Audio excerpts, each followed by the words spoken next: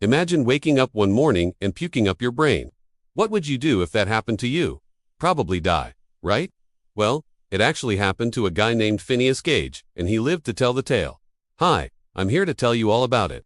You see, Phineas was just an ordinary 24-year-old man living in 1820s Vermont until one day when he decided to blow his brains out. Well, not literally, but he did have a hole blown through his head the size of a grapefruit. And this is the story of how it happened and how he survived. You see, Phineas worked on a railroad crew, and one day his job was to set off some explosives to clear the way for the tracks.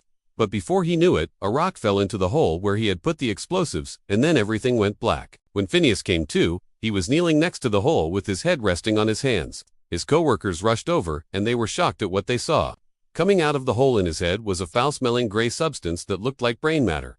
They felt his head to see if it was still warm, and it was. So they knew whatever had shot out of his head was still alive. That substance was, in fact, his brain, which had been propelled out of his skull by the explosion. A doctor who examined him later reported that the hole in Phineas's head was smooth and even, just like a grapefruit had been scooped out of his head. And while that might sound like a gruesome exaggeration, an artist's reconstruction of Phineas's injury was recently made using a 3D scan of his skull, and it looks pretty accurate. The grapefruit theory isn't too far off. But what happened to Phineas's brain after it left his body? Well, it's not exactly clear, but we do know that it didn't stay outside of his skull for long. After the accident, Phineas was taken to a hospital in Boston, where doctors performed a procedure called a trepanation to remove the remaining brain matter from the hole in his skull. They literally drilled a bigger hole in his head to get it. During the procedure, Phineas experienced violent convulsions, but he survived.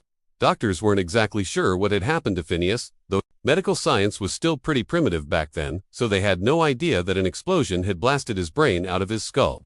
Instead, they believed that since his brain had literally liquefied and drained out of his nose and ears, that he must be suffering from a disease called hydrocephalus, which causes a buildup of fluid in the brain. They operated on him again to insert a rubber tube into his brain to drain out the excess fluid, but it didn't help. In fact, after the second surgery, Phineas became increasingly violent, and he ended up killing 2 people in separate incidents.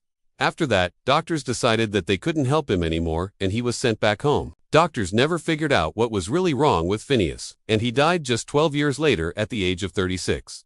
It wasn't until decades later that Phineas's story became well known, and his skull ended up in a medical museum at the University of Pennsylvania.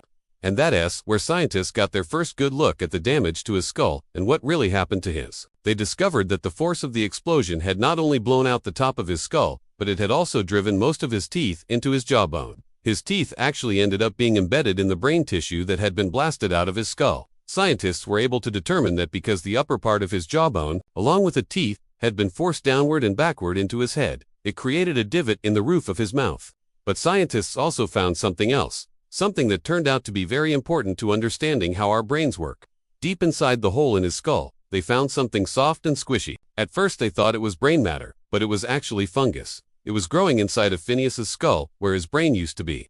That fungus, which scientists identified as a type of zygomyca, had somehow entered his body through the hole in his skull and taken up residence in his empty brain cavity. The fungus probably didn't kill Phineas, but it was a sign that he had become a walking vessel for decay, a living corpse. While the fungus didn't do him in, the surgeries to remove it likely weakened his brain further, which may have contributed to his violent behavior and ultimate demise. Specimen use made possible by the University of Pennsylvania Museum of Zoology.